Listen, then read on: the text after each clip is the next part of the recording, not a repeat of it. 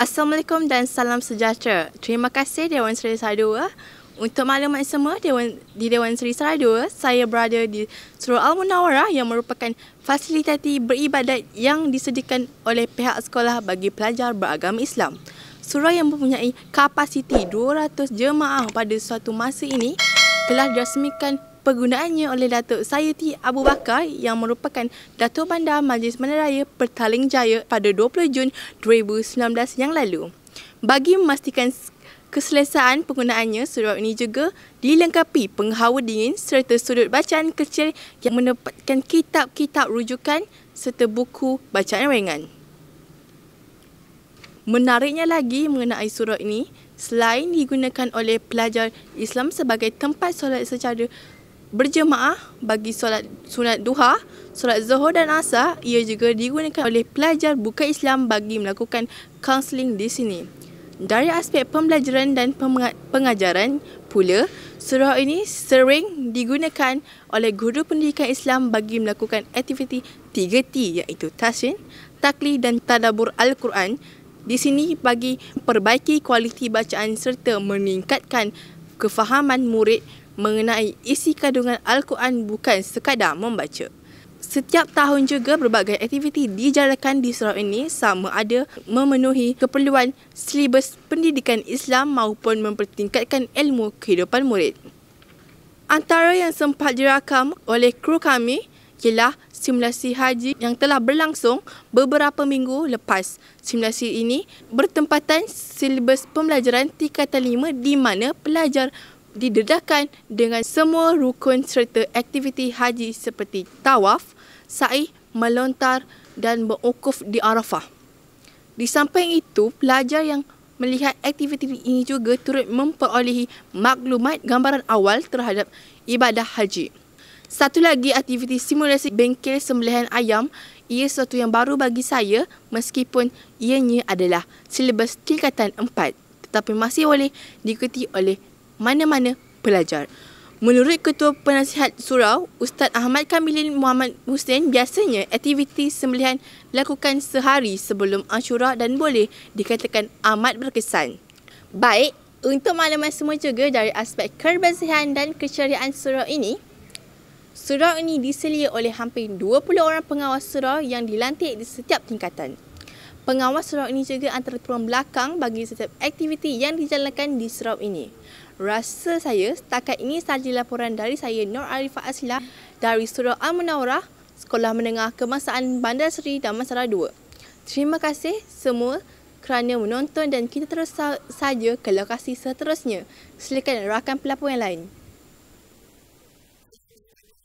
Terima kasih rakan pelapor sebentar tadi. Saya Ivan Ahmad Laki Raju, kini berada di Makmal Biologi SMK Bandar Seri Damansara 2. Seperti biasa, Makmal Biologi ini digunakan sepenuhnya oleh guru-guru sains dan pelajar aliran sains tulen di sekolah ini sebagai tempat melakukan aktiviti uji kaji atau lebih sedap kita sebut eksperimen.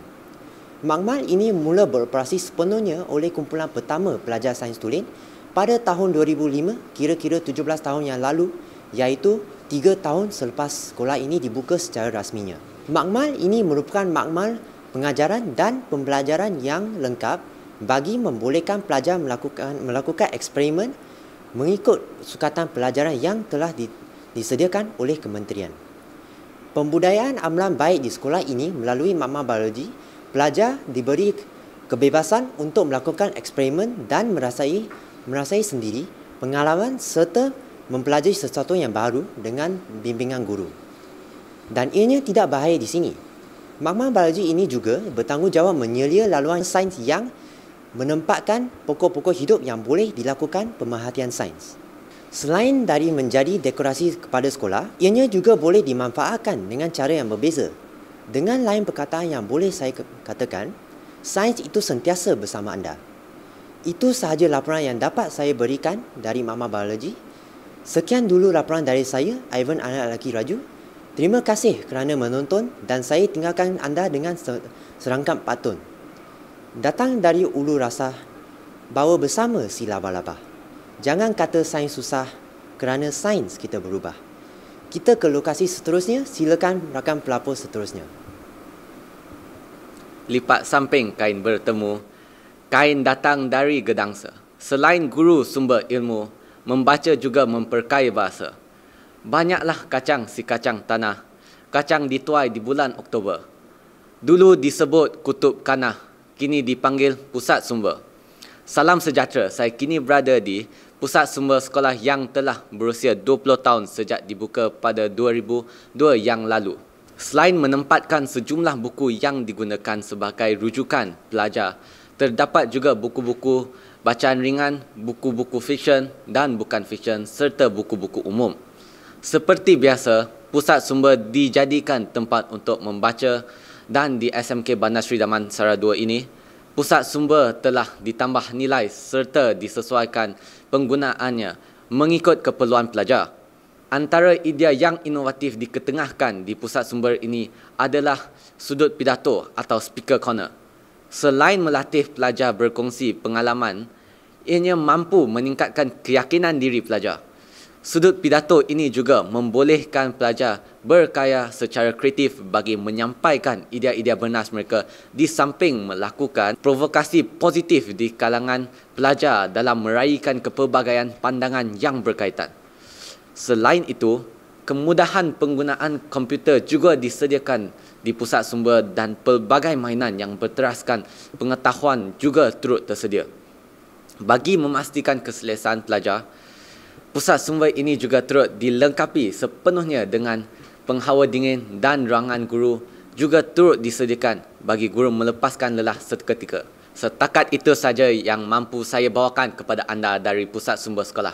Moga maklumat yang disampaikan ini memberi manfaat kepada kita semua. Sekian dulu dari saya, Cuk Ivan, sehingga kita bertemu lagi di lain masa. Sekian, terima kasih. Salam sejahtera. Terima kasih rakan pelapor sebentar tadi. Kini, saya bawakan kepada penonton semua secara langsung dari Kebun Seri Indah yang diuruskan oleh Pelajar Program Pendidikan Khas Integrasi PPKI bagi murid berkeperluan khas pendidikan atau MBK. Bagi kelompok sekolah di Bandar Seri Damansara ini, Sekolah Menengah Kebangsaan Bandar Seri Damansara II antara sekolah menengah pertama yang mempunyai pelajar PPKI yang dibuka pada tahun 2020. Majoriti pelajar di PPKI ini adalah murid bermasalah pembelajaran seperti lembam, disleksia, autism dan kanak-kanak Down syndrome. Mereka ini dibimbing oleh guru pendidikan khas serta pembantu pengurusan murid PPM. Kebun Seri Indah ini mula dibuka pada tahun 2021 bagi memenuhi keperluan terapi pelajar di samping subjek-subjek teras yang lain seperti Bahasa Melayu, Bahasa Inggeris, Matematik dan Sains. Menurut kajian, dikatakan pelajar yang mengikuti aktiviti berkebun ini mampu merangsang saraf-saraf halus serta melatih mereka lebih fokus dalam melakukan sesuatu aktiviti. Di samping itu juga, aspek pembangunan diri seperti pengurusan masa, kebertanggungjawatan pelajar mampu dipertingkatkan. Meskipun ianya nampak mudah bagi pelajar aliran perdana, hakikatnya bagi pelajar PPKI ianya satu cabaran yang besar dan merupakan satu proses dalam mempertingkatkan nilai diri mereka sendiri untuk menjadi lebih baik. Antara yang ditanam di kebun seperti bayam, kangkung, cili, sawi, kunyit dan bermacam lagi. Kesemua hasil kebun ini biasanya dibeli oleh guru dan kaki tangan sekolah sebagai tanda sokongan kepada usaha murni yang dilakukan oleh pelajar PPKI. Menurut guru PPKI yang menyela projek Kebun Seri Indah ini, sambutan pelajar serta sokongan ibu bapa antara pendorong yang membolehkan ianya kekal sehingga kini dan telah pun menuai hasilnya beberapa kali. Jadi, setakat ini sahaja gambaran yang dapat saya berikan berkenaan Kebun Seri Indah. Sekian dulu laporan dari saya, Cik Uzashan. Terima kasih kerana menonton dan kita ke lokasi seterusnya. Silakan rakan pelapor seterusnya. Assalamualaikum dan salam sejahtera. Jika lagu tanpa melodi atau lirik, maka sumbanglah ia. Begitu juga dengan seni. Jika tanpa warna dan objeknya, maka cacatlah ia. Kini, saya berada di bilik pendidikan seni visual.